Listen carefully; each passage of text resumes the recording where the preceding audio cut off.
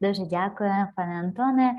Вітаю всіх наших учасників. Good morning, good afternoon, maybe good evening for someone.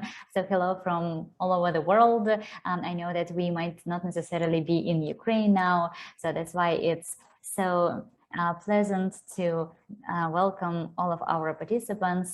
And I hope that my session and other sessions today will be productive and interesting to you. And we will cooperate and collaborate and be active together despite anything. So I'm gonna start sharing my screen and present my content. And tech support, if you feel that something is wrong with my presentation or something is wonky, so please tell me. І я звертаюся до нашої саппорт-команди. Якщо ви бачите, що на екрані якось не так гарно відображується, будь ласка, скажіть мені, так? Бачу, що пані Наталія показує, що все поки що нормально, так? Тому що бувають різні у нас моменти. Добре, so I think we can speak today both languages. Something will be in Ukrainian, something will be in English. I think we English teachers in Ukraine have this privilege to bounce between languages, and we can hear information in both. So my name is Olena Tanchyk. Originally, I'm from Mariupol. Now I'm a Fulbright scholar, and I'm staying in United States. And now it's 12 p.m. and or already it's a.m.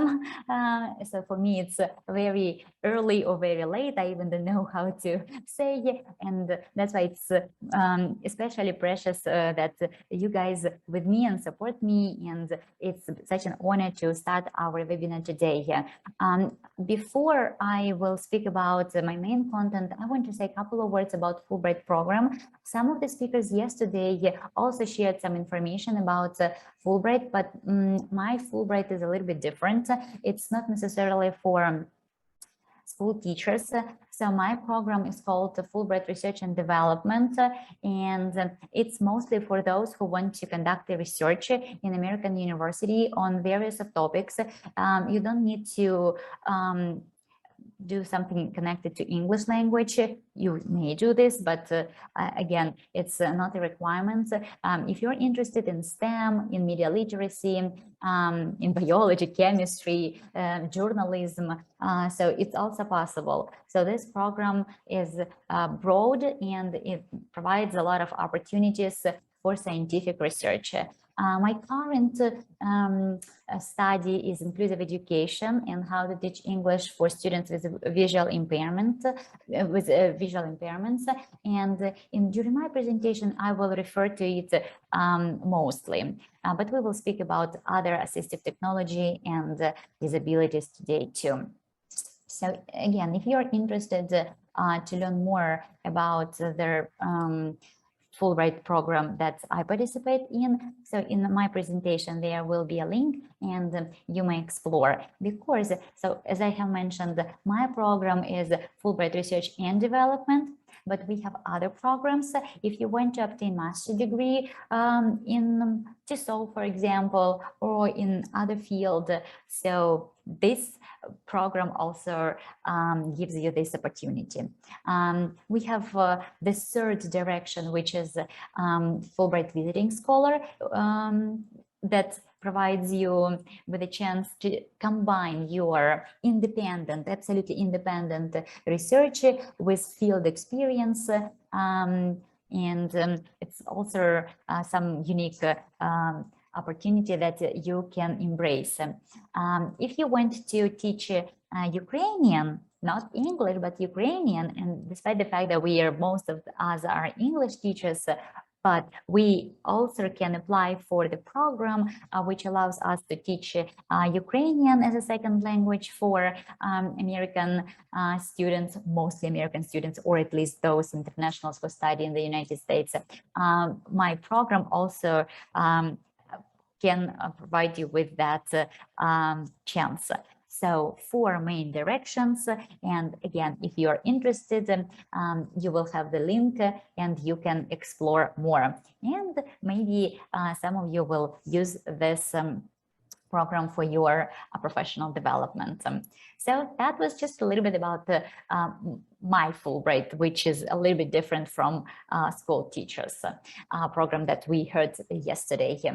So and now I want to start my content. So today we are going to speak about assistive and instructional technology integration, and we will speak about disabilities because it's my main area of interest now throughout my Fulbright program. And I hope that it will be useful and interesting to you. So the two main blogs that I want to cover is overview of disability and differentiated instruction, which some of our speakers mentioned yesterday. So, but before we start, one more thing before we start, in our chat, so please write down, I will explain what is that AEP, which stands for A is academical, E is emotional, and P is physical. So please write down your conditions, and so how you feel physically, emotionally, and academically for our program. In the chat, you can see example. For example, my state now from 1 to 3, 1 is the lowest and 3 is the highest. I'm very motivated to study with you today and to learn from you and to share some of my experience. Emotionally, I'm very energized. And physically, I have my water with me, so I think I'm fine. And if you feel that I'm falling asleep, just shout out loud because we are going to finish very early or late for me, Yancy, because it's like deep night now in the United States, in my part of the United States. So please, in the chat, write down AEP, and this is something that I also do with my students in order to set the scene, so to bring them into our setting so that they understand that now they need to study English. Okay, so they have to forget about all the world around them and just focus on English, and they see that in our chat. So I'm happy that most of you bouncing between 3 and 2. I hope that no one feels like 1 physically, emotionally, and academically. I understand that emotionally it can be challenging now to do things, but I'm happy that you are energized and you are ready for that. So such an easy activity you can also use with your learners.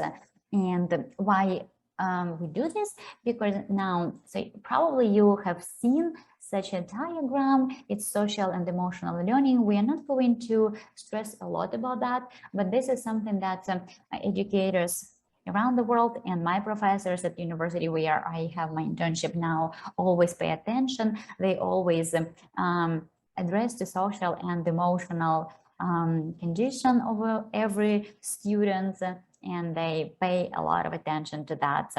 So despite the fact that in the United States we don't have war, thankfully, and some other crisis except Trump, abortion, and Johnny Depp, but it's not that serious as war in Ukraine. Anyway, professors pay a lot of attention to social and emotional condition of every learner. So that's why AEP, it's also something that you can think of. So now we are going to do a quick disability overview. And my question, again, feel free to write in the chat or unmute yourself. What disabilities do you know? Because that's the question, yeah, quote, what disabilities do you know? And if you work with any disabilities, students with any disabilities, so please write in the chat or unmute, you feel free to unmute yourself, and it will be interesting to know what your experience is. So what disabilities you know, and what disabilities you work with. And do you work in inclusive classrooms, which is, I don't want to say a trend in Ukraine, but popular in Ukraine, and the Ministry of Education does a lot in order to integrate different students in learning environment. And I see a hand from Natalia, Pani Natalia, будь ласка. Okay. Well, morning. Good morning. So I did not know, unfortunately, I did not know these terms in English. I worked with students in the first form with some disabilities. They have something like, a boy, he could not speak properly. He had something in his mouth which prevented him from speaking clearly. And the girl, unfortunately, I don't remember the name of her illness. She was very excited every time. She spoke very loud and speaking a lot. While speaking a lot, she used to get faster and faster, and she lost the connection with everything around her. Yeah, so unfortunately, from what I observe, there are really a lot of students. So the first case, it's something like with speech. Yes, we are not speech therapists, and I'm not the therapist, so we can't diagnose that. So, but obviously, it's something with the speech. The second, probably it's attention deficits, like ADHD that we say, or just ADD. Probably. So when students are over emotional and excited, and they see that more and more learners unfortunately experience that nowadays. And I thank you very much, Natalia, for sharing. And I saw another hand, but now I lost this hand. If you want to share, so please feel free to do this, because I saw the hand, but now I don't see this hand. Okay, so again, if you want to comment further, feel free to do this, but we will move on. Okay, yes, so today, as we are speaking about inclusive education, so this is an official term, definition of inclusive education. You can see it on the slide, which says that it is an ongoing process aimed at offering quality education for all, while respecting diversity and the different needs and abilities, characteristics, and learning expectations of students and communities, eliminating all forms of discrimination. And by inclusive education, we shouldn't only think about students with certain disabilities. This is also students like our Ukrainian students who are now in Europe or in other parts of the world. So they also need to be integrated in the classroom environment. And they are speakers of a second language in Germany, for example, or in Poland, or in other countries. So that's why for them, we also need to, or educators in Europe or in the United States need to think about inclusive education. So students with different backgrounds, students with, like we have mentioned, with disabilities. So inclusive education is a broad term. And today we will, first part of my presentation, we will speak about some certain disabilities so that we know general information about that. But the second part will be devoted to differentiative instructions, which is mostly oriented on different learners, not necessarily with SEN students. SEN is students with educational needs, SEN, okay? So here on the slide, you can see lots of different diagnoses that unfortunately people might experience.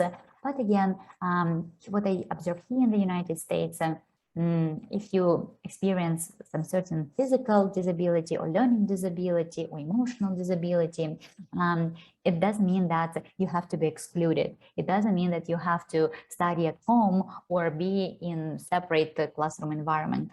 There are a lot of mechanisms and tools that in the games that educators use. A lot of similarities I see now in Ukraine, how we organize inclusive education.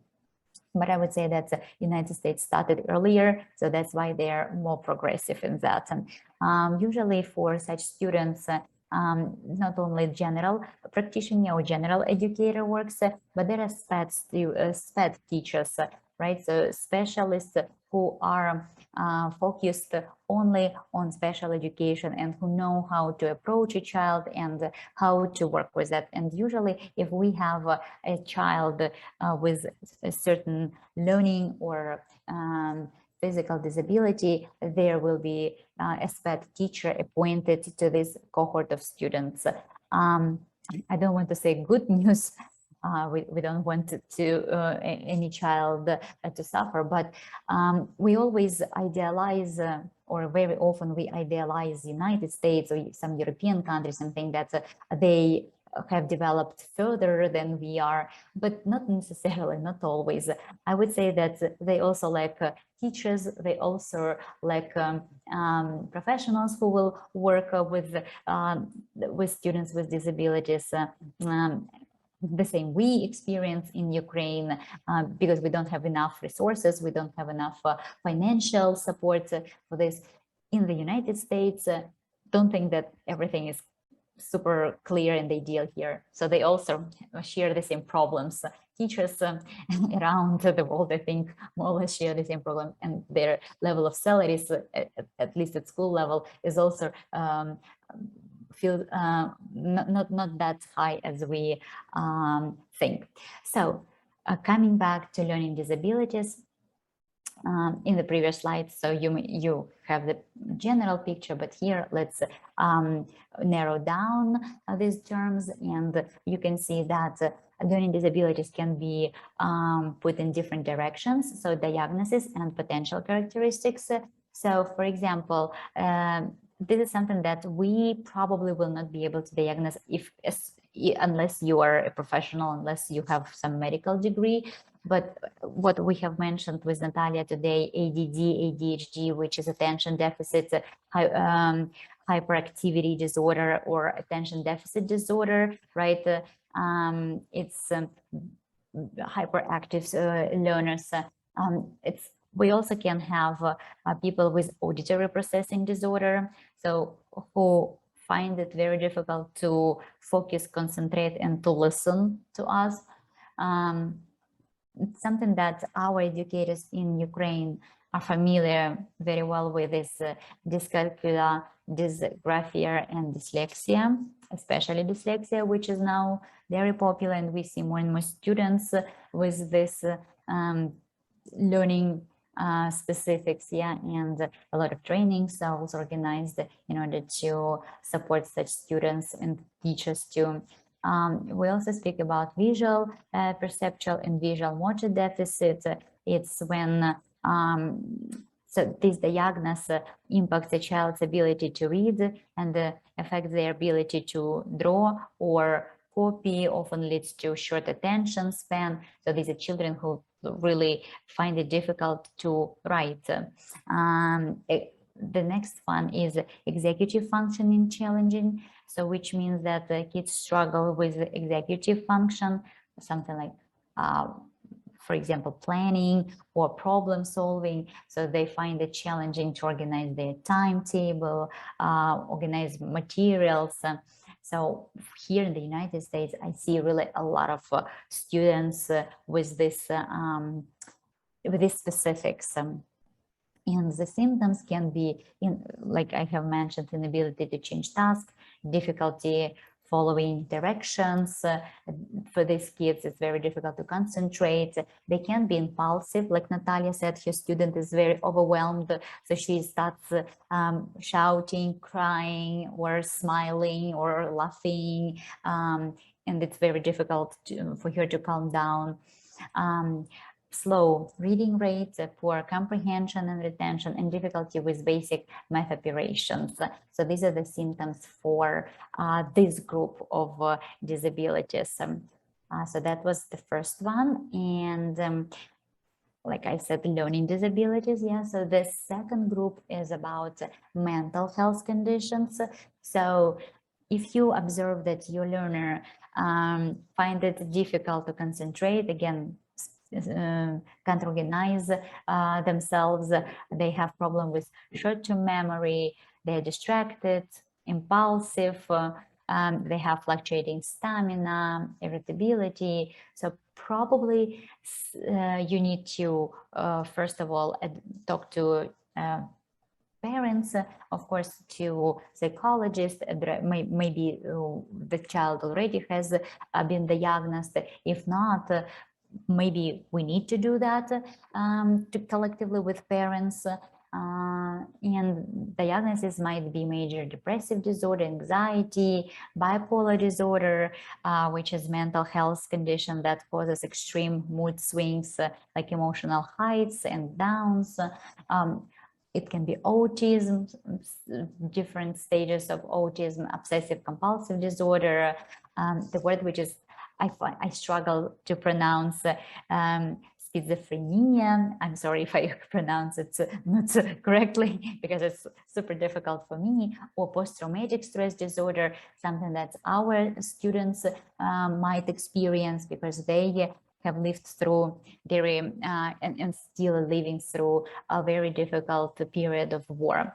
Okay, so and that's why this some of these symptoms might be popular among our Ukrainian students nowadays. And the third group of disabilities, it's chronic health conditions, so something like you see diabetes, chronic fatigue syndrome, HIV, autoimmune conditions, epilepsy, chronic pain, and many more.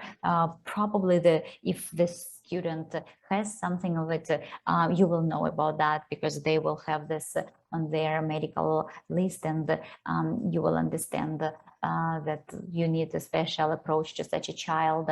Of course, it's difficult. So this is something that can be feasible, not necessarily, but if it is difficulty with mobility, concentrating, again, time management, difficulty to taking notes, if the person finds it difficult to write because of a certain physical disability, feelings of fear and anxiety. Again, if you see that your child, your learner experiences something of this, you better talk to parents and discuss it further. We also have a separate group, which is temporary disabilities. It's concussion, it's broken arm, hand, or leg.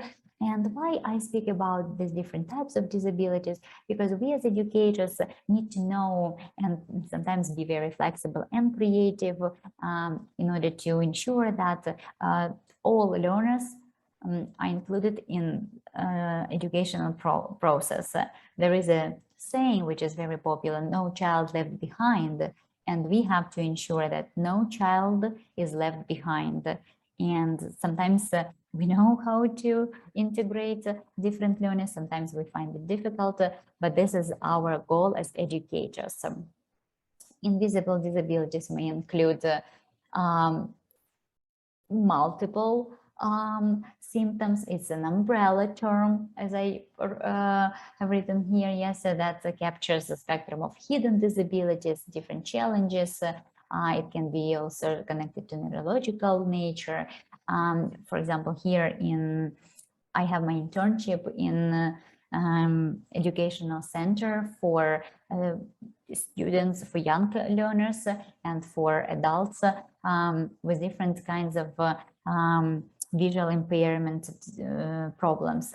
But together with visual impairments, they have the whole spectrum of other symptoms that makes their condition even worse.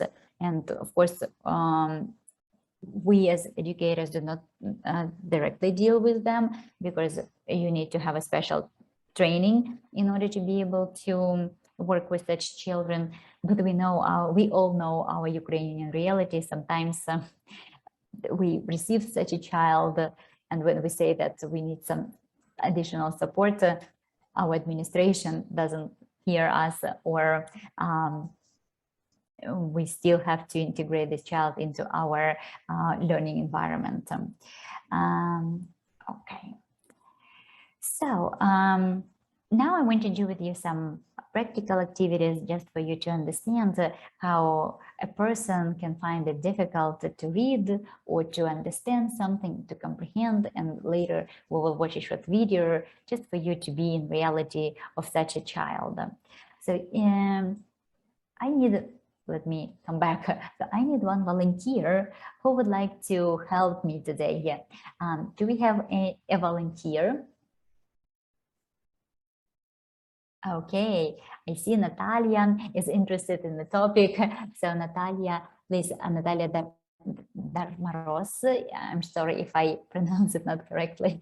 Okay, so Natalia, you have a special mission today. So imagine that you're a student and now you receive this text. Everybody is reading and you also try to read. So please do your best. Here we have an example of Tahoma text as viewed in the mirror image.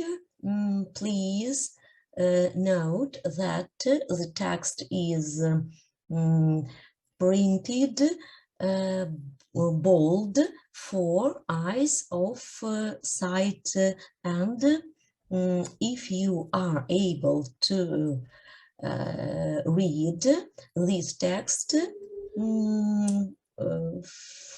format, then you are a true mirror image reader. To all readers who believe that their children may have dyslexia in any form of the 82 known types, sorry, 82 known types. Well, first try to let them read this style. If they tell you that it looks normal and they seem to be able to they seem to be able to read faster, then they have the visual reading skill known as strephosymbolic. I don't know this word. That's a medical term, yeah. Strephosymbolic. Okay. Strephosymbolic. Accept it as a gift and not a curse. And a computer might be your next purchase option. Purchase option. Hopes for all the best. Pasture. Okay. Is it a name? Yeah, so that's the name. So thank you so much, Natalia. You were amazing. It was not an easy nut to crack, and especially with the medical term. So you can imagine that for some people, this text will be seen as we see, as most of us probably see texts in our way here, like in traditional way here. And of course, for such a learner who has this, they prefer not to say this disability, but this unique feature. Yeah, it's not a curse, it's some special unique feature, which is strephosymbolic. So when you see symbols or phrases or words appear to be reversed, like in mirror, right? So this is the condition that the person might experience. By the way, Leo da Vinci, so he also had that symptom, at least it was written in some research about him, but it didn't discriminate him, and he still was a great person who created lots of innovations that are actual even nowadays. So that's why we as educators have to be patient. We have to experiment. We have to work with the students separately, and we have to explain all other learners in our groups and our cohorts that some of us are special, some of us have unique features, and again, it's not a curse, it's just the person sees the world in a different way.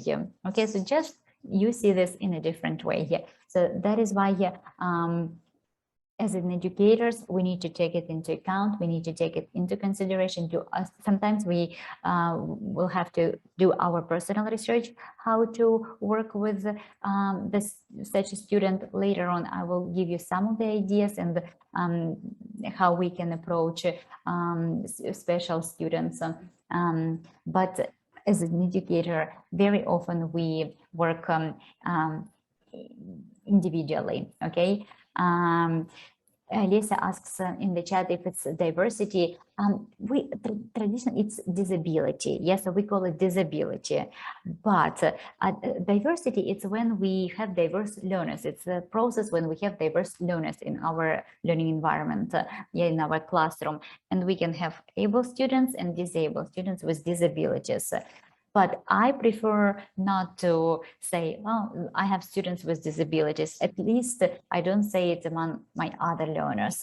I would prefer to say special students or students with different abilities. Students with different abilities. It's not a disability, it's different. Just because we are all different, we are all unique in our certain way.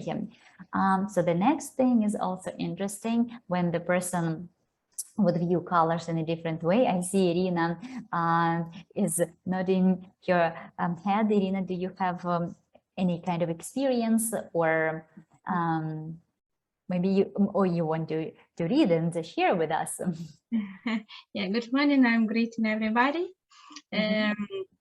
I had so many tasks. I had read so many tasks, and I did so many tasks in some on Facebook and in some special editions. And I know that it's very interesting and it train our brain in very fast way. Yeah. Okay.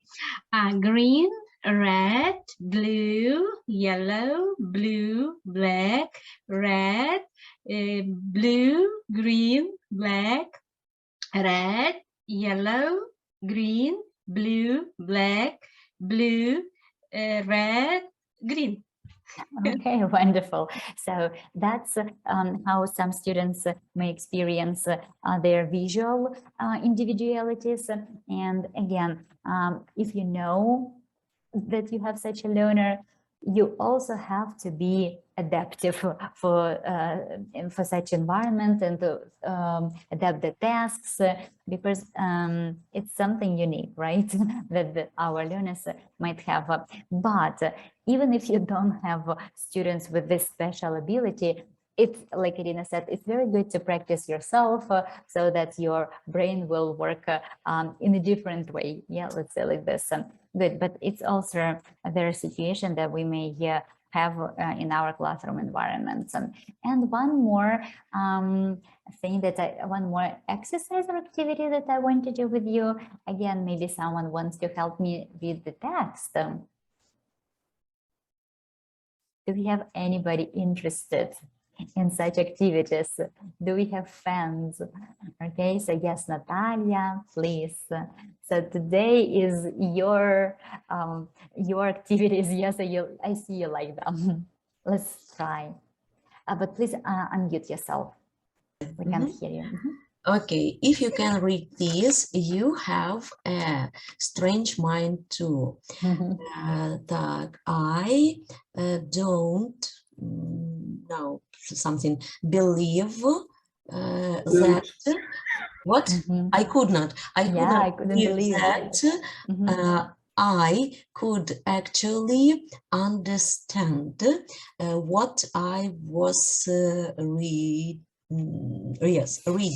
The phenomenon power of the human mind, according to research at Cambridge University, it does not matter in what order the letters in a word are.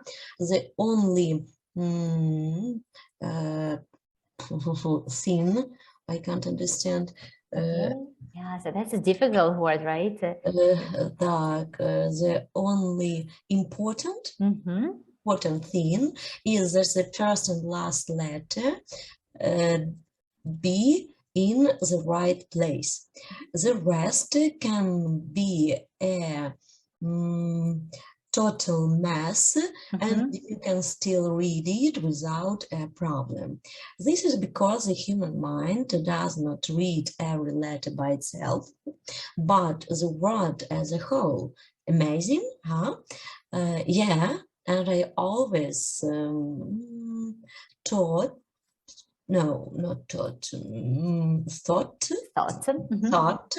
spelling was important. If you can read this, share it.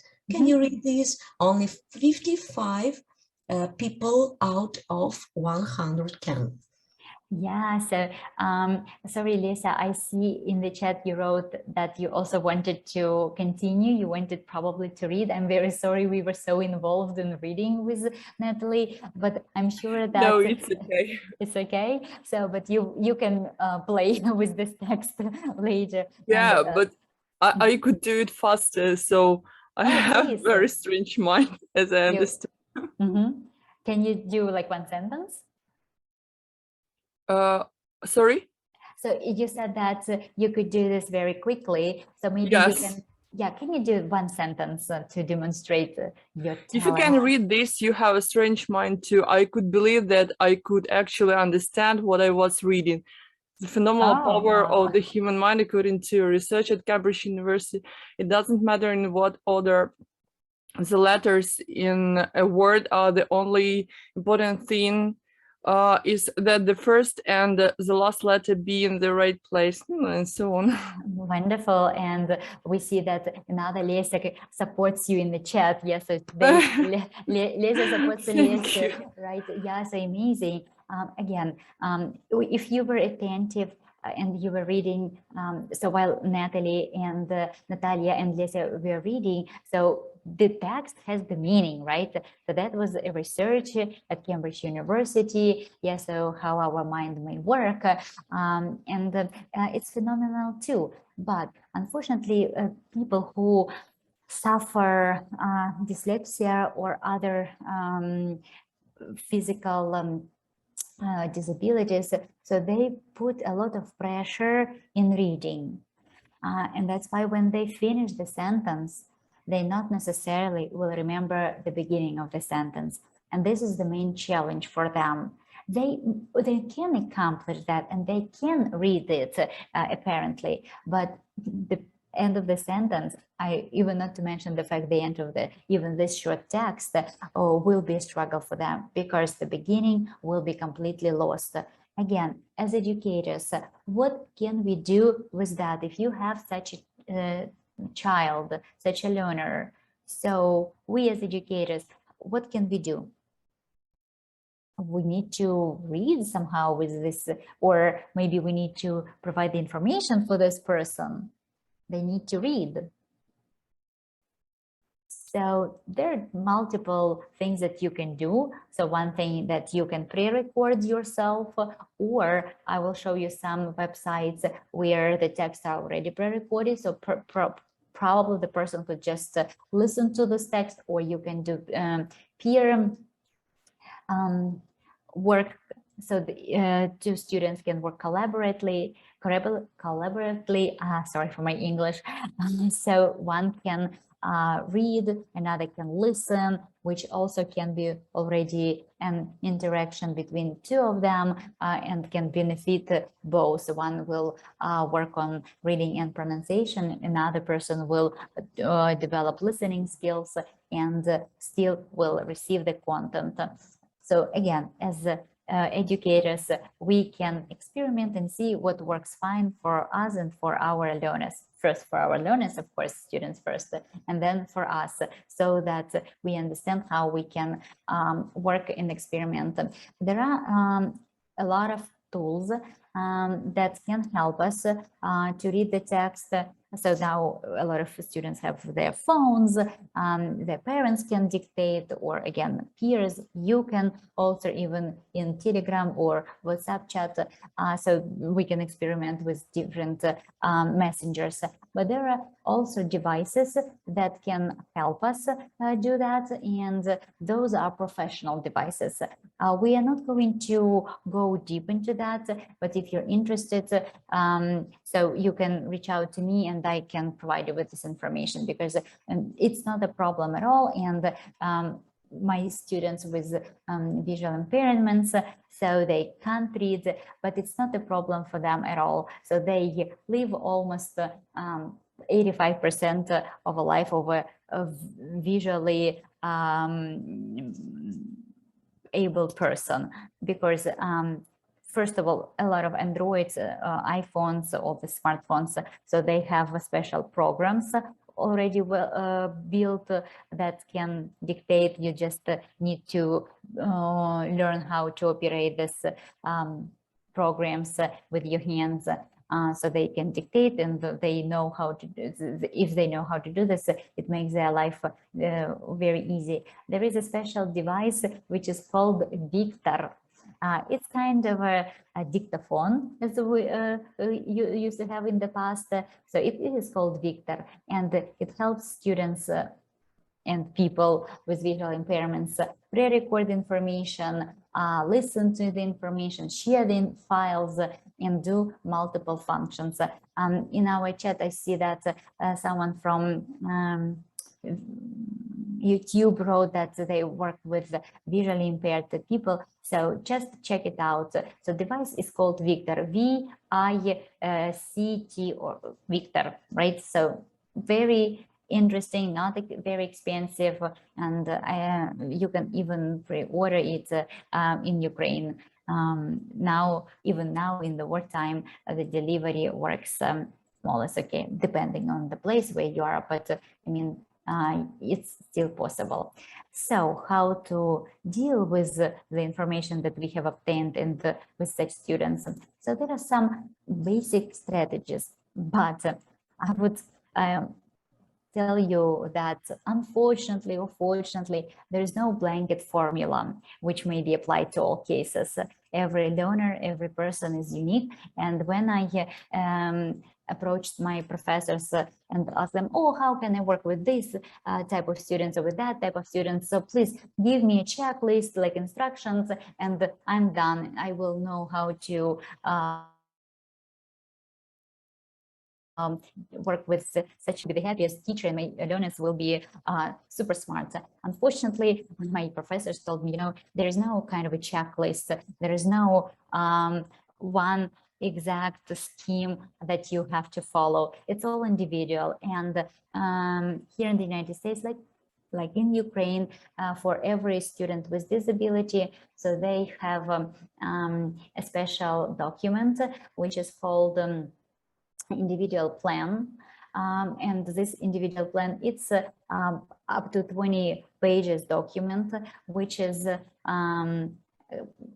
compiled as a cohort of parents, student, general teacher, SPED teacher, special teacher, psychologist, some other administration. So they call it conference. So narada. So they organize a conference of up to 10 educators who work on individual case of each student, and they write what is the approach, what are tools, strategies, and how to make this person, this individual child, integrated into learning environment. And I participated in one of such conference. And I would say that most of the educators in many schools would take it very seriously. But what we can do? So the first idea is VAK linkage. Do you have any ideas what this abbreviation stands for? Yeah. Visual, Yes. kinesthetic, and audio. Visual Exactly. audio is. Exactly. So most of you, I'm pretty sure, or if not all, knows about that. Again, there are a lot of small, like short, quick tests or more integrated, deep analysis of our students. I like to do such tests with my students, especially when I have a new cohort of learners. So just to understand whom I have more. Most of them are now, of course, visual. We know that attention span is again, I read different research. Some people say like up to 5 seconds. Some research said like 1 second, which I think like really we need to grab attention of a learner for 1 second. So I'm a little bit skeptical about that, but we understand that attention span, not only of our learners, let's take us, we are big multitaskers, yeah? So if I weren't speaking to you right now, so probably I would listen to someone and answer emails or do something else, right? So we are all multitasking now. Our attention span is now absolutely different than 10 or 15 years ago. So that's why probably most of our generation Alpha and Z are visual learners, but some of them might be kinesthetic and audio and writing, reading. So as soon as you know your learners, so you can again adapt some materials for them. And about adaptation, we will speak more on my second part. The next idea is SOS, SOS. Again, do you guys have any ideas what it might be? Definitely we need help, right? So if it is SOS. Save our souls. Sorry, can you repeat? Save our souls. That's very creative, yeah. So but that's abbreviation stands for simultaneous oral spelling. So what we mean by simultaneous oral spelling, it's when students suffer different speech or dyslexia as well symptoms, so they can spell the words, either they can repeat straight after you or together with you. So you will say the word, for example, here we have a song that either S, S, O, O, so the learner will repeat after you, or you can do this together. So this, for these learners, we need a special approach. And if you want them to spell words correctly or to learn how to spell, so you need to simultaneously, orally spell the words. Their brain works in a different way. Drill multiple times, I think it's clear, the name tells for itself. Now I have a unique experience for myself. I'm teaching Ukrainian to American students, and when they tell me why we do the same activity or why we repeat "як справи, добре," so we repeat the same phrases all the time, and I explain them because it's drilling. Yes, it's something that we need to be able to do automatically in the middle of the night, and they are so surprised that really, so we need to do this, because most of them know only English and they have never learned any other language, and now for them it's a really unique experience. So the next idea is teach similar or very related things for a certain period. For example, do things in chunks. There are a lot of theories about that, like small classes or 15 minutes classes. Someone says 30 minutes classes, so there are different researches how you can do that. But the main idea is try not to overwhelm students with different grammar, lexical, and other topics so that they are confused.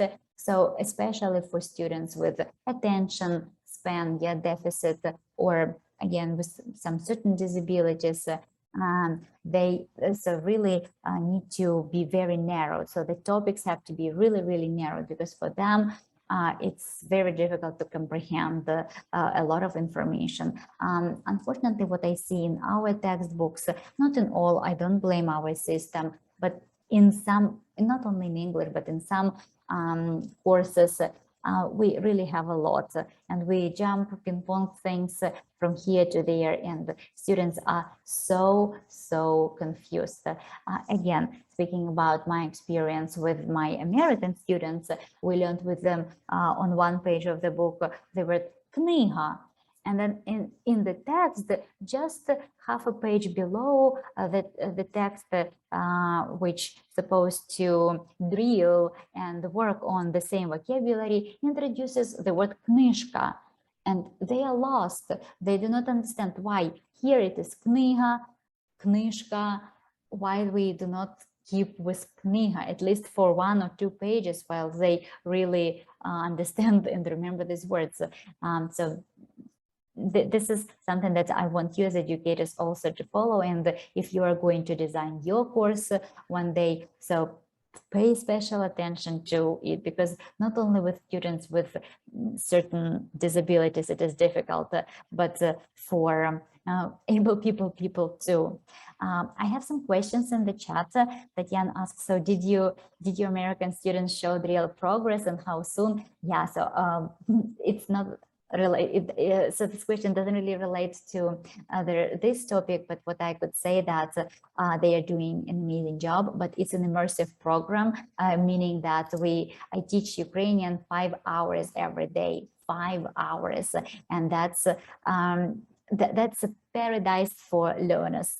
We as language teachers understand that students can have a real progress very soon. So this is tomorrow. My Friday only starts. For you, it's already like lunchtime. For me, it's only late night. So today is our 4th week, but we already performed and spoke about Ukraine, and they can make dialects.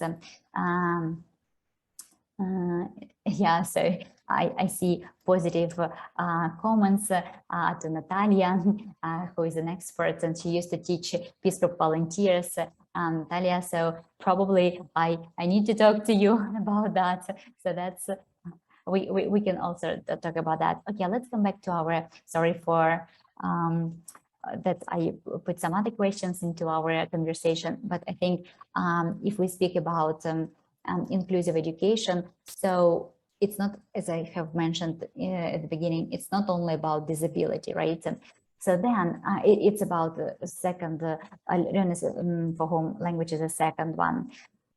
The next idea is like on the body parts, maybe through a song or feeling parts of the body. Again, I work with visual impaired students, how we learn parts of the body. Of course, we are 100% kinesthetic because they can't write, and they are small. They can't really use some devices because they are like 4 or 5 years old with multiple disabilities. And how we learn parts of the body, we touch each other if it's appropriate, if it's possible. I talk to parents if they allow doing that.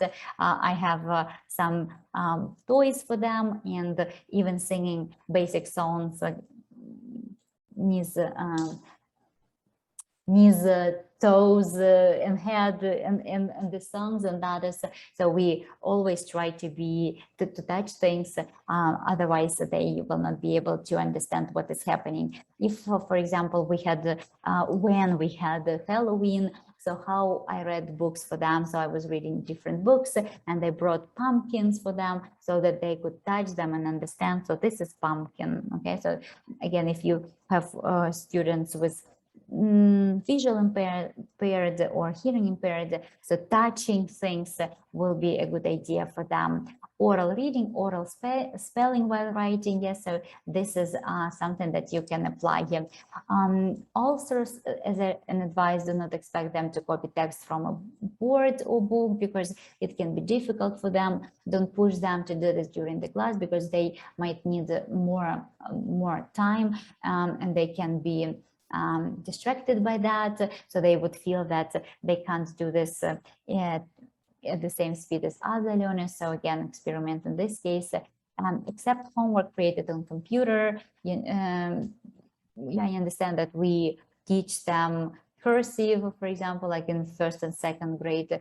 but for those students who really struggle with that, so submit them tasks in different ways, in different formats. They can dictate something and send a message to you, or it can be a computer version. So try to negotiate it with your administration, of course, if it's possible, and they can submit their homework in different ways. And visualize the activity or link it to a funny action. So again, songs, drama, and other activities can help them. Give the opportunity to answer the questions orally if they can't write to you. Adapt for capabilities of each student. Ask for help if appropriate. Address to a professional, and celebrate successes and develop the appraisal scheme. So here in the United States, it's very popular. I know that our educators, we also use stickers, we know a lot of ways how to do this, but remember about that. So it's important, especially for young learners. We have different speed of processing the materials. We discussed it today already. And now another picture that I want to introduce to you. So what do you see? Please write in the chat and or unmute yourself. So what do you see in this picture? And while you're looking at it, you first thing, don't look at it very closely. So just first thing that you see. So what do you see? You can write a lot snow, of snow. a lot of snow. Okay, and the dog, yeah. Okay, Natalia writes a man with a bag and then a dog. Interesting. What do you guys see first?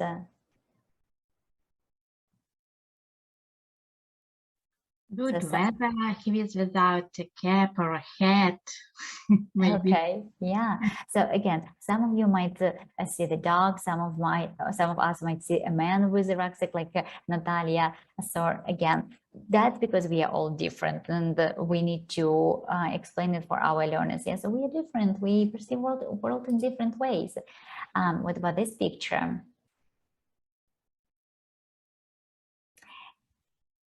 Pretty woman. Pretty woman. Special dress and some special hat.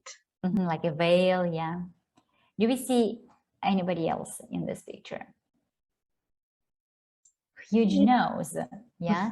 So at first I noticed a lady, a young lady, and then I noticed an old woman. Exactly. So first, yeah, so it's a young lady, but then looking closely, we may see opposite. Yeah. Again, that's how people with dyslexia, for example, would see the word or the sentence and take it into account, take it into consideration.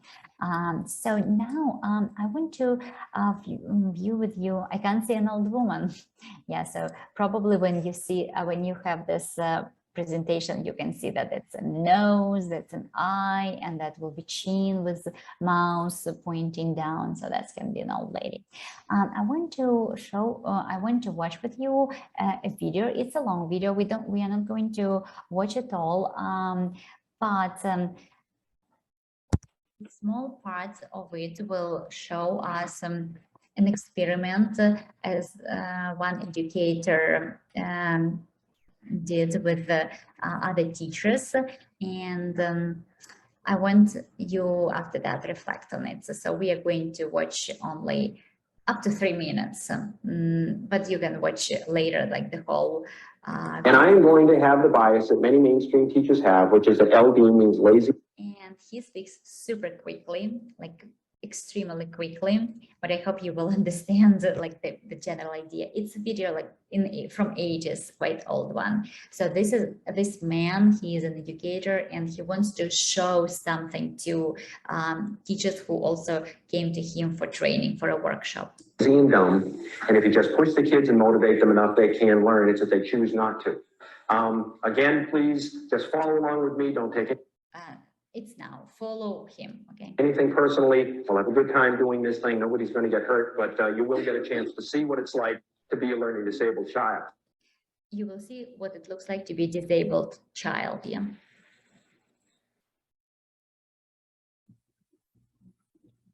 What color is the booklet, Carol? Blue. What's it say in the front of the booklet, Kit? Outback City. What's it stand for, Carolyn?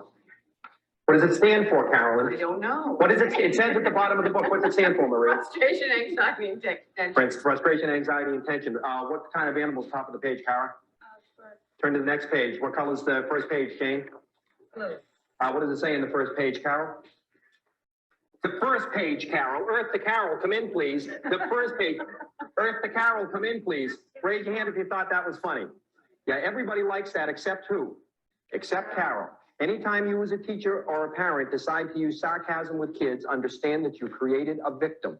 Now that little throwaway line that I threw at Carol, I will forget within 5 minutes, you will forget within 5 minutes, but it's very likely to stay with Carol for the rest of the day. So I hope you understand that he put a little bit pressure, yes, and he explains that the teacher might forget, yes, you shouted a little bit at your child, you yelled sometimes, yeah, but it can damage the psychology and not only one day, but like whole the life, or not, if not the whole life of a those little child. throwaway sarcasm Let's watch a little bit more. we use. Jody, what color is the print in the first page? Black. What does it say, Lee?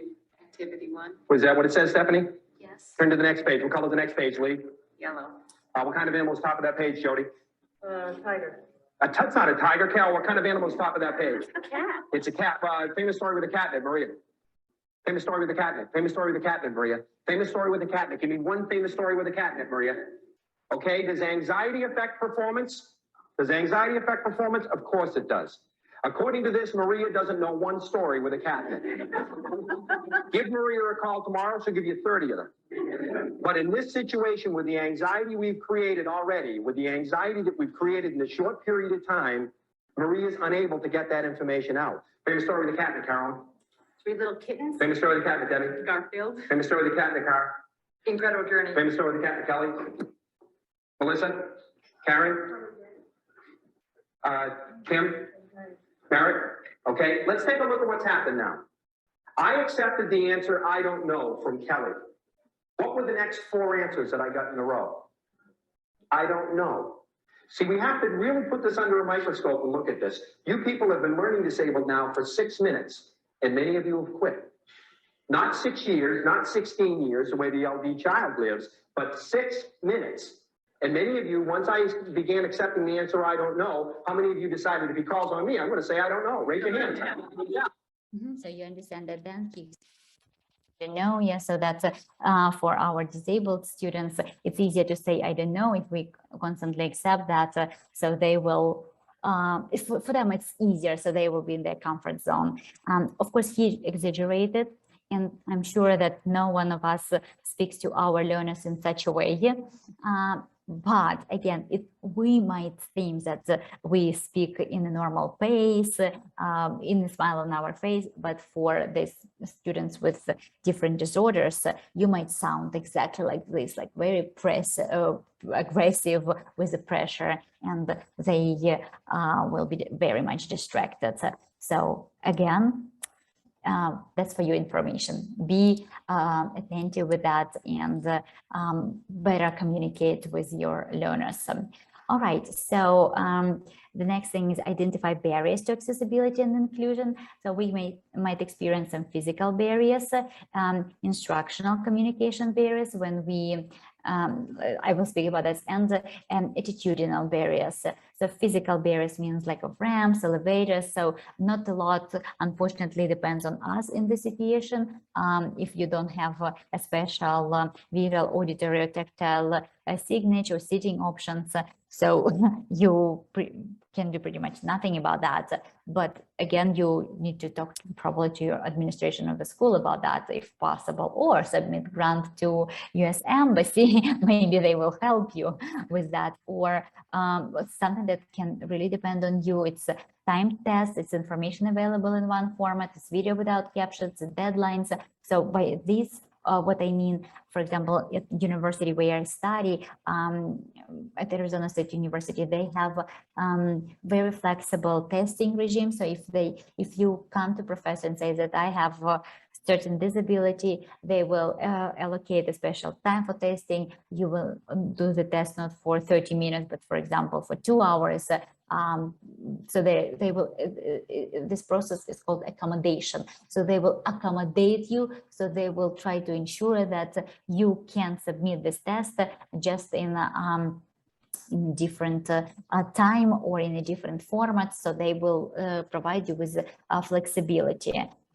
Again, discrimination, disbelief, prejudice, and stereotypes, something that we never want to have in our classroom environment. And this is something that depends, first of all, on you, and you can talk to other learners who put pressure on the child. Think how, not if. Yes, so people often assume that the way they do things is on one way. Again, here you need to communicate, learn, experiment. And this is something that you can use for your different students. Alternative format services, I will show you in a sec what it means. So you can, if you have a possibility to have different lab aids, it means, again, Victor I mentioned today, or some other devices, please use that. Note taking, sometimes students may not be able to take notes because of their disability, so you can again, think about it, how you're going to provide materials to such a learner. Preferred seating, again, where the child is going to be seated. Students with visual impairments never sit in front of the window or sun because it goes to their eyes. Again, we have different types of visual impairments, and sometimes they will not even react on this, but in most cases, sitting by the window or pointing to the sun direction, it's not a good idea. So housing, it's for boarding schools, we probably don't need that. Card services, again, how the child is going to get to school. Alternative testing, experiment with that, give more time, give different formats, reduce course loads. For some students, they will never comprehend the whole bunch of information. Again, probably instead of 5 pages, instead of 5 pages, you can reduce the text. So it will be still the same amount of information, yes, but probably in a different way, in alternative formats, flexible due dates and attendance. And this is service animals. Yeah, so if we speak about child with visual impairments, sometimes they work with dogs, which is not very popular in Ukraine. But again, if a child is with a service animal, you have to understand how you're going to accommodate such a child. Universal design principles say that we need to ensure equitable use, flexibility, simple and intuitive use of materials.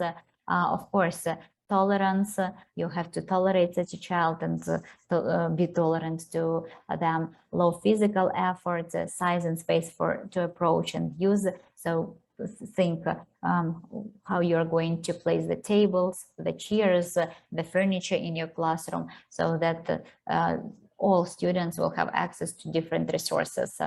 Again, here you may see a lot of bumpers on the way, and if you have a wheelchaired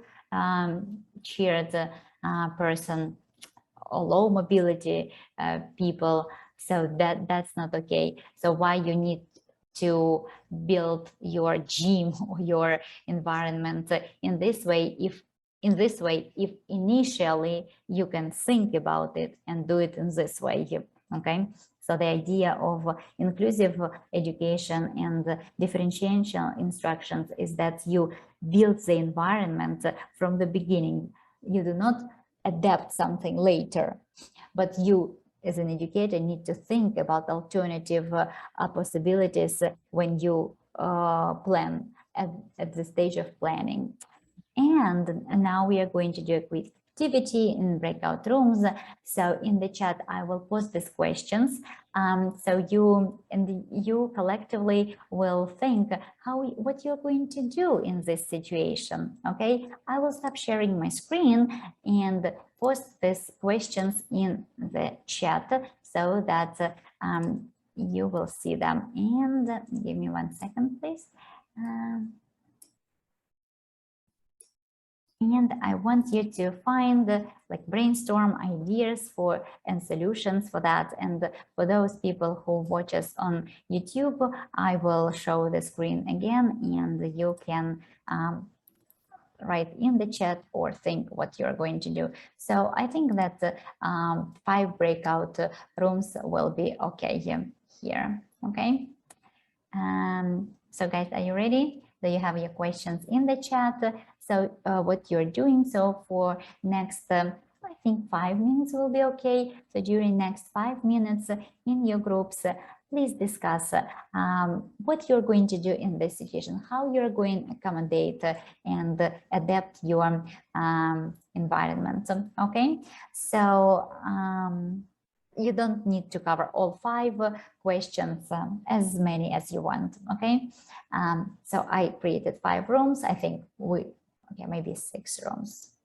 So we have really big cohort today. So please, guys, enjoy their activity, and you will see the questions. I hope you will see the questions in the chat, because I put it before we created the rooms. If you want to take a picture of it, I will share the screen one more time. If you really want to take a picture, so you can do this now. Just in case, if you worry that you will not see them in the chat. And please enjoy the conversation with like-minded people.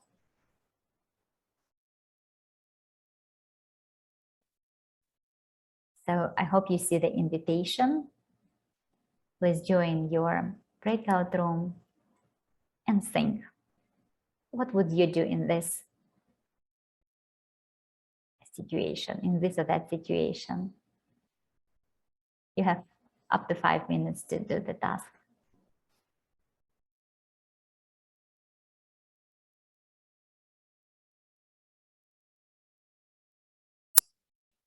And for our colleagues who watch us on YouTube, I hope you see the questions, and you can write in YouTube chat or just think for yourself.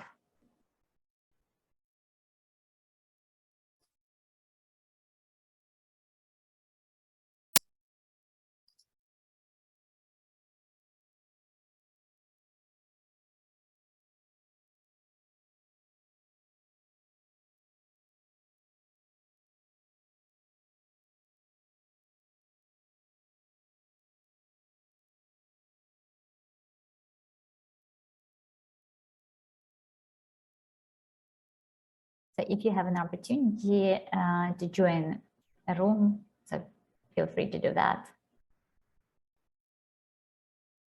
Natalia, do you want to, you don't have the rights to, of a co-organizer to join the rooms, yeah? I don't.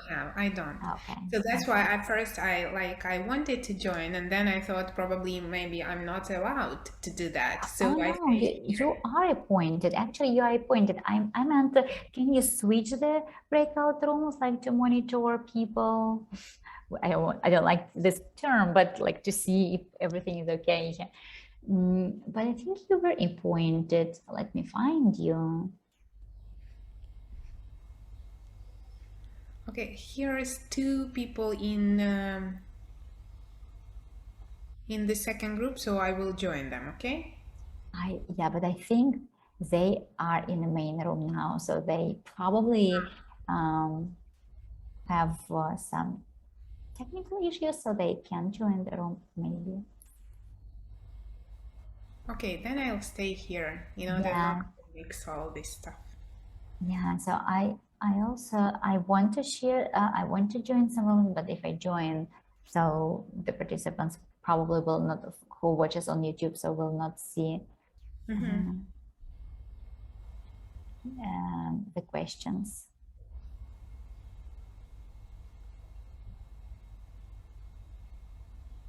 And thank you, our tech support, for your messages and for sharing questions from and feedback from YouTube. That's interesting how people respond there. So we say hello to everybody who watches on YouTube or will watch in the future.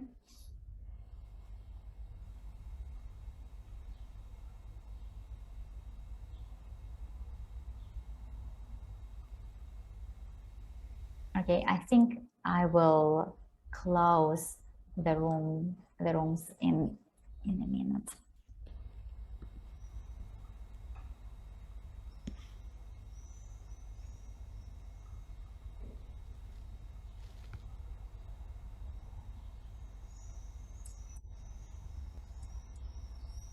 Let's call people back.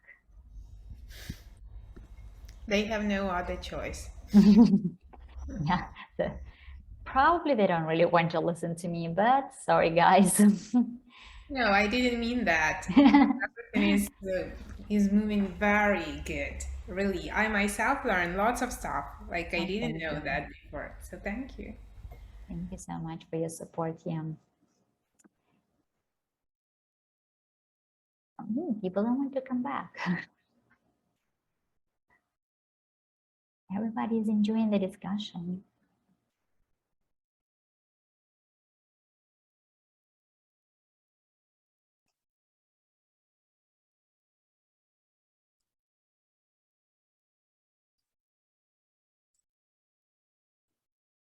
So I don't see all people yet, so they're still on their way. Let me stop sharing. Yes, yeah, they are.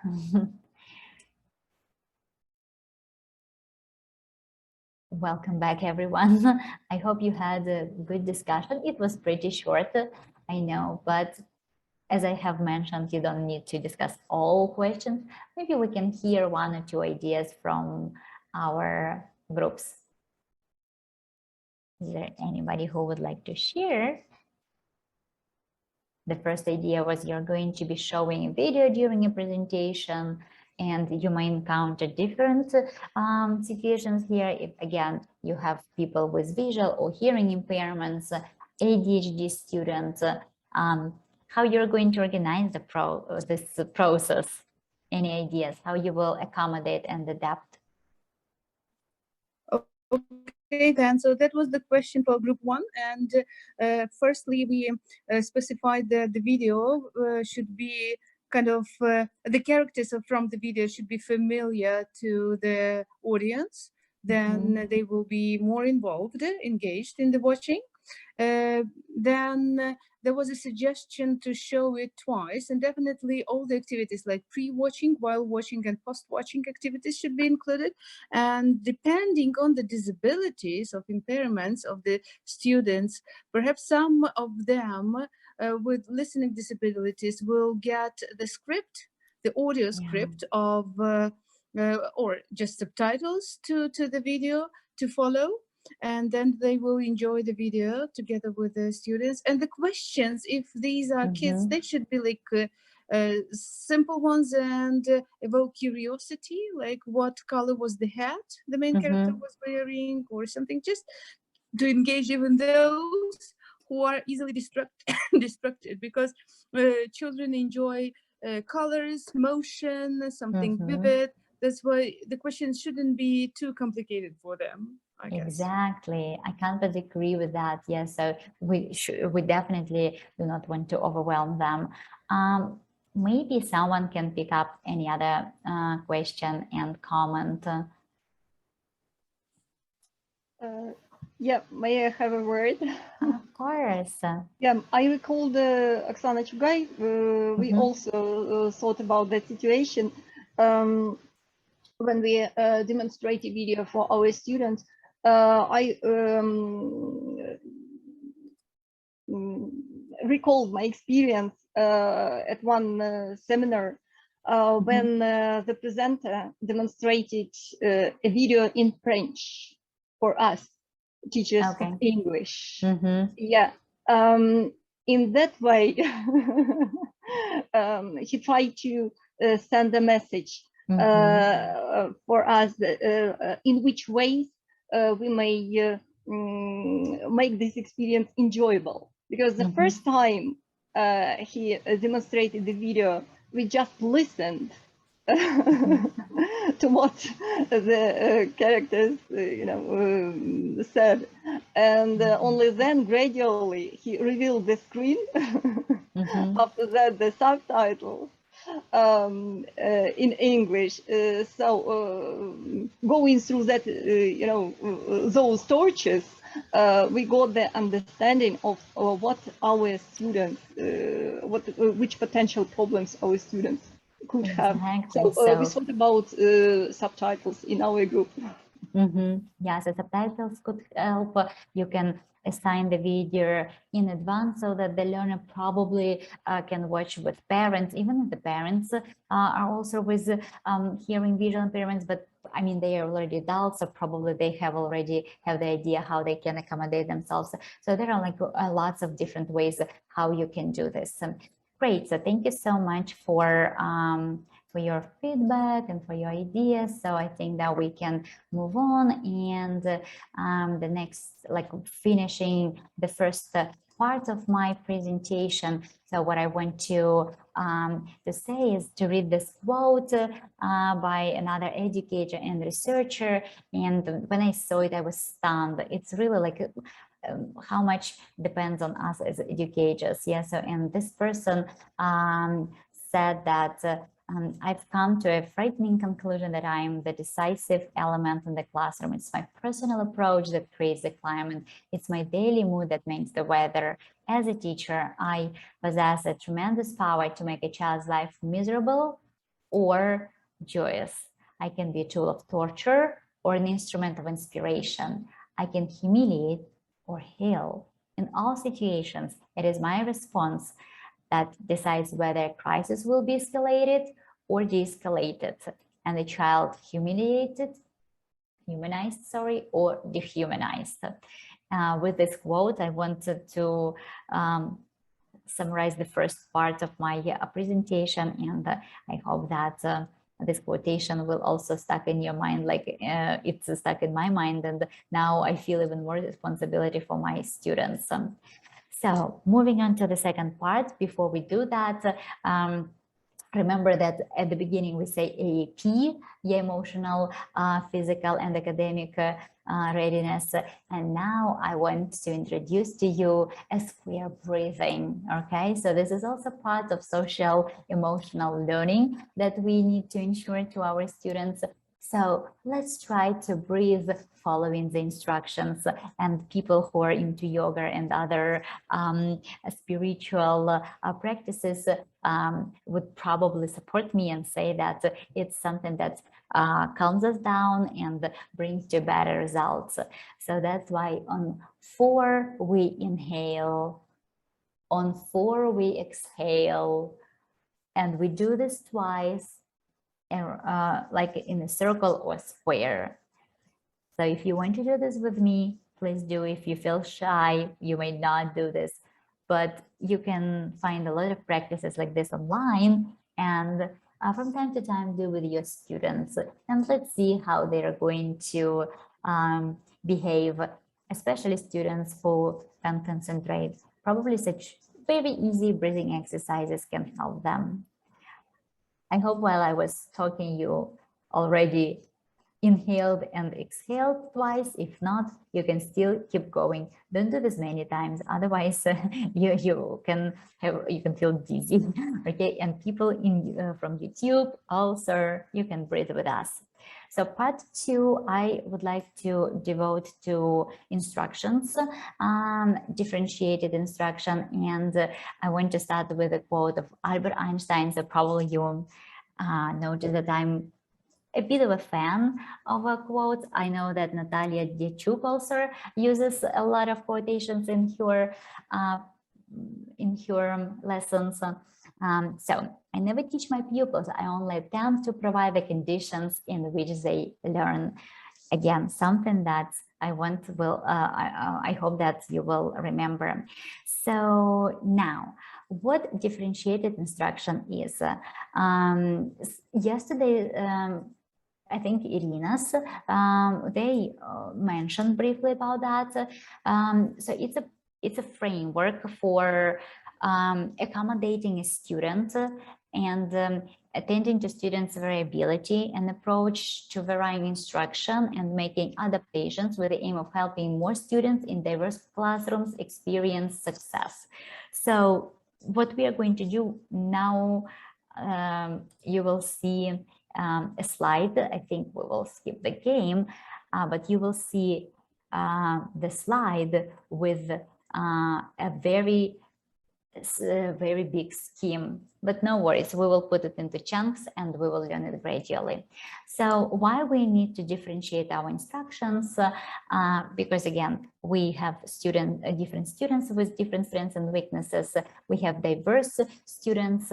Students can take in information in different ways. We also have already touched base it briefly. We as educators also need to make frequent changes in the approaches, because we have different generations of students, and how they accept information can vary. That's why now we are going to see it, Tomlinson's model, and why we need that, because not all learners learn in the same way. Our goal as educators to teach with students in mind and to look at learning goals and to adjust teaching instructions, tailor them for every group or even every learner. And differentiated instruction is the process for reminding us that while our goal in teaching is to teach the content, we're also teaching the content to a child.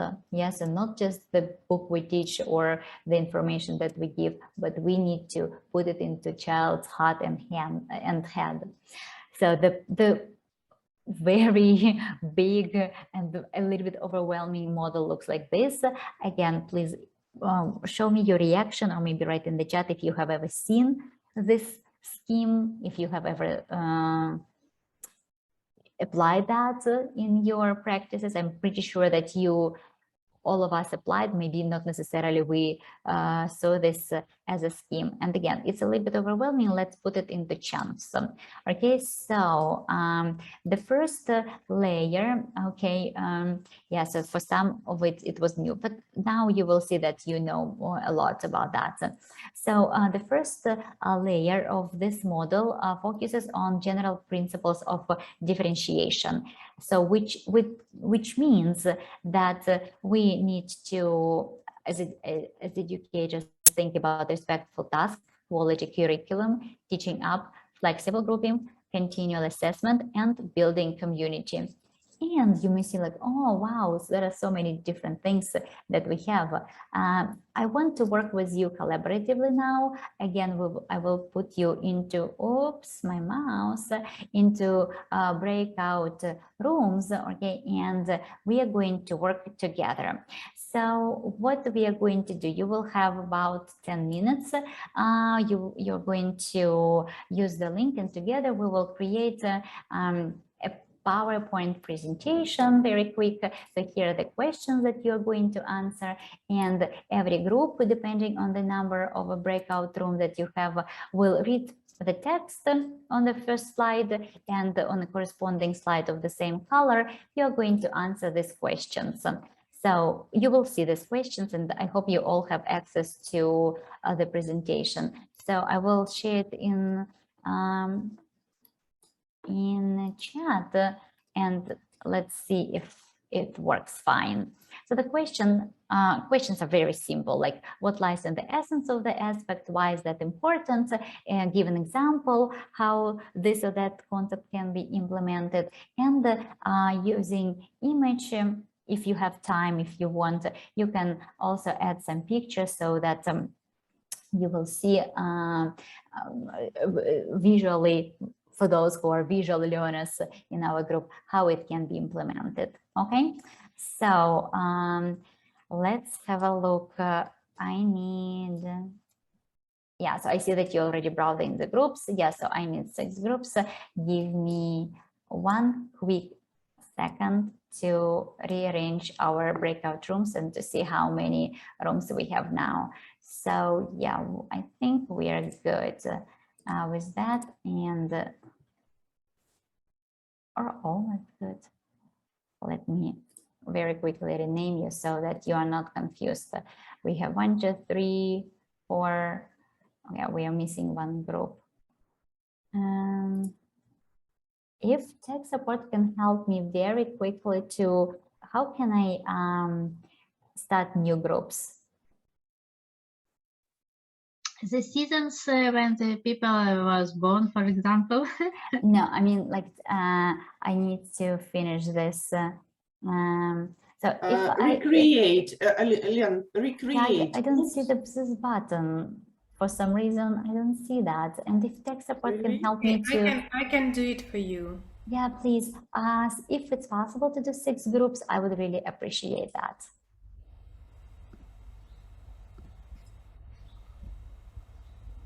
I was almost good with this, but then something went wrong and I unexpectedly deleted one. Okay, so please, So guys, go.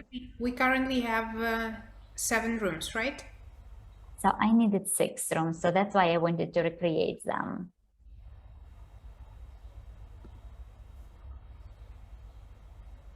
Okay, I hope that we will figure it out. So that's why I wanted to recreate, because they were like some things, but that's fine. But if I join group 7, will you just kind of so let me see what is happening. 1, 2. I will go and then you will. Yeah, so please join and I will rename you 5. I don't see the groups now. Like we have 2, 3, 4, 5, 1. I think we're missing. I think they are going to be group 2. Now we have group 2, 3, 4, 5.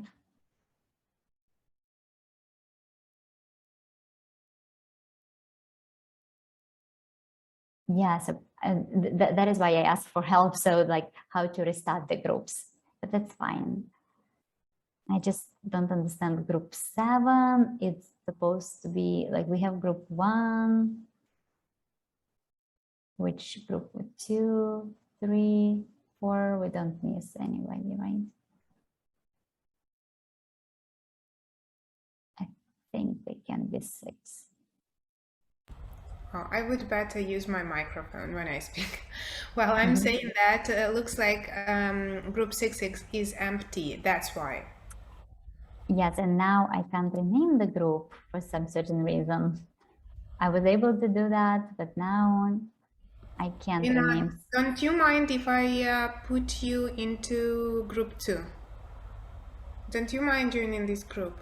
Or which one would you like to join?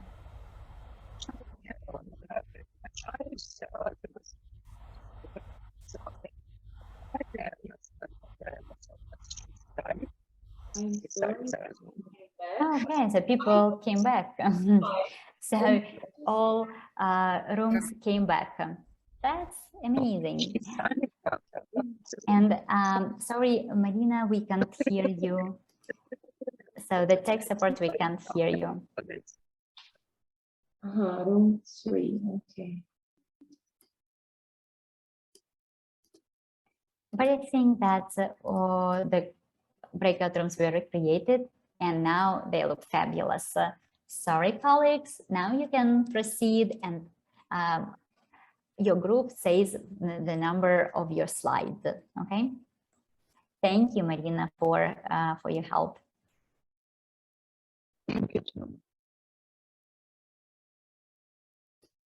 Дякую, пані Маріна, за вашу підтримку технічну. Ми не дуже гарно вас чули, але ви нам дуже допомогли. And all colleagues, so please, if you have an opportunity to join the group, we will really, really appreciate that.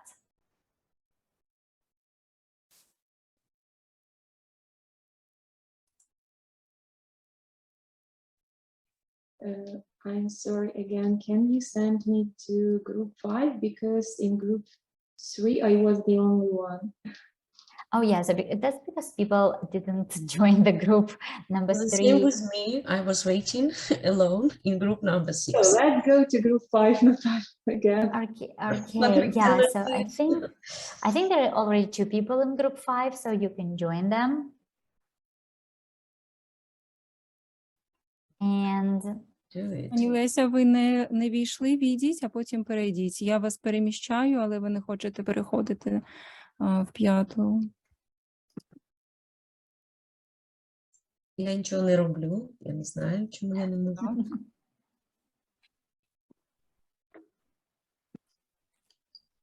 Okay, and again, those. Пані Наталю, ви в п'яту хочете кімнату? Мені все одно, аби не одна. Мені вже висвітилось номер 4. А, все, переходьте. Again, for those who watch us on YouTube, so I will probably share my screen again so that you will see the questions and the model. So what we are doing, our participants doing kind of a jigsaw reading. So they read different parts of the concept, and together we will create a PowerPoint presentation, and we will have a general idea and understanding of the first layer of the model. Because there is a lot of things to remember, so that's why we put it into chunks. So the first layer I talked about, so here it is. So it says about respectful tasks, quality curriculum teaching up, flexible grouping, continual assessment, and building community. So these are the principles of differentiation. And we as educators, while building our materials, while creating our lesson plans, need to take this into account and into consideration.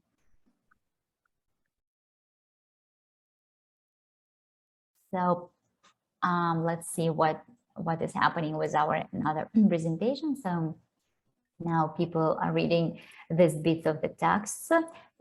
Someone is luckier, someone has shorter text, but someone has really big. Probably they're very much surprised that, and they have to answer the questions that were posted on slide 3. What lies in the essence of the aspect? Why is it important? Give the example of its implementation, so we can find the answers in this short text. And if they have time, they can do a Google search for picture or any visual content, so to make it more interesting. And I think that we will finish very soon, because time flies so quickly. At least for me. I don't know whether it is the same for our participants. Maybe they're a little bit tired, but I hope that they still have energy to learn, to work. And I think we will give them a little bit of more time, maybe up to 2 more minutes, and then I can show their breakout rooms. I mean, I can close breakout rooms myself. So thank you, our tech support. But now we figured it out. It's just apparently I couldn't find the button where we need to restart the rooms. It didn't appear, didn't show up. So I'm monitoring what is happening. So probably people are still reading. And they're trying to understand how they can put the information together. I will stop. They are still working in the rooms. Yeah, I will stop sharing my screen.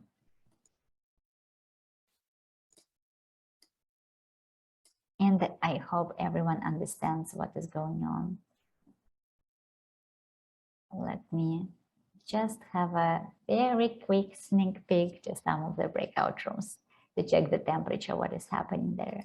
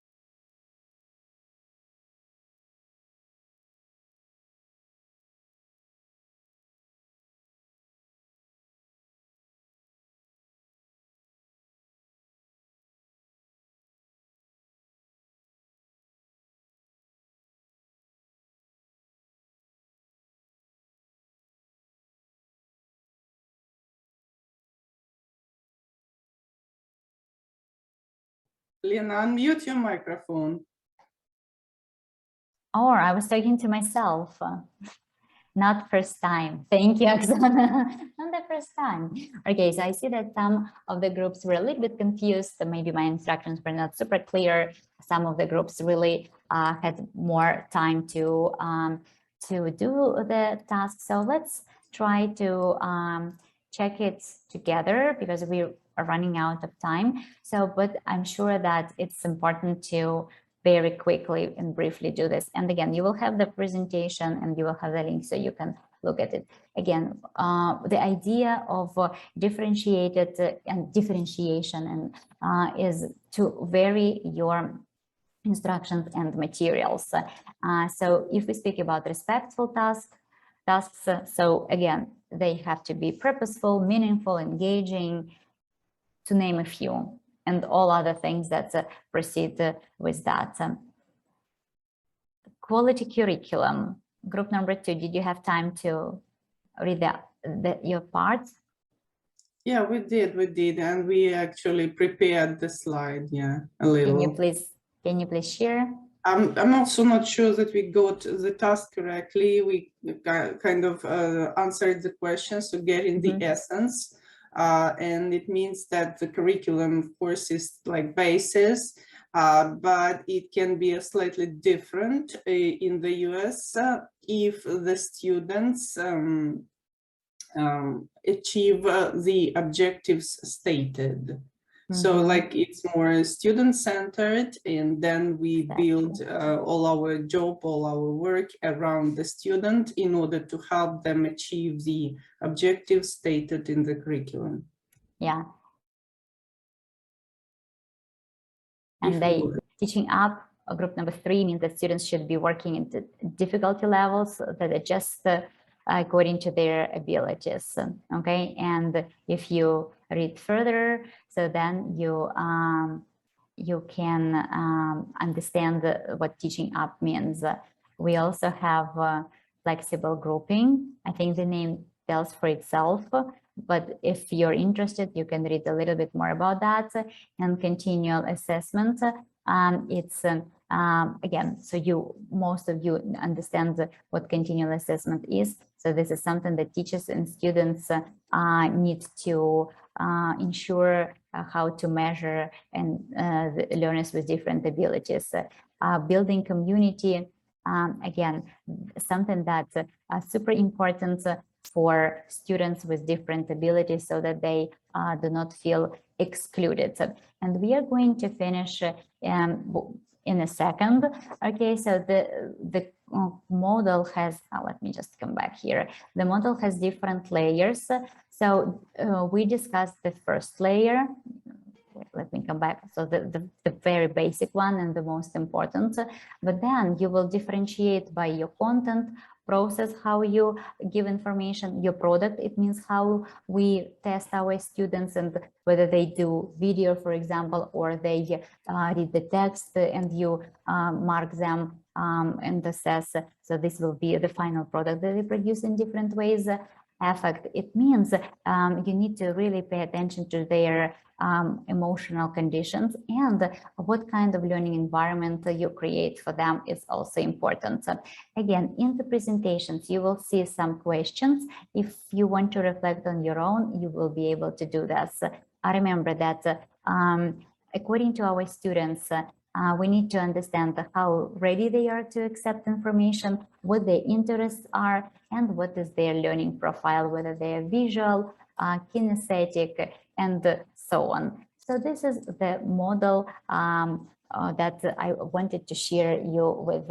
Of course, using instructional strategies, it's the most creative part. So here, all the activities, how you teach vocabulary, how you teach reading, how you introduce text, all that we know, here you can apply for them.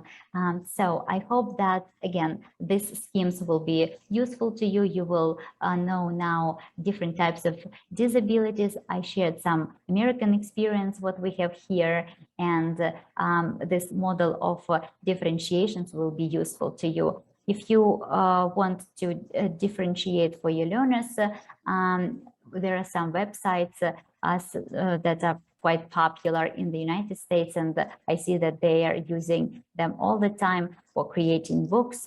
Or on the previous slide, it was in New Zealand, so which gives you really an idea how you can differentiate your instructions. So somebody can read the text, somebody can listen to this text. You can also vary the amount of symbols that we have during our presentations according to, in our text, I mean, according to their level. So the links will be in the presentation, and I hope that you will be able to view them. And with it being said, I want to thank you, and I hope that you learned something new for yourself. And my presentation was focused on two main blocks, disability and differentiation. So thank you.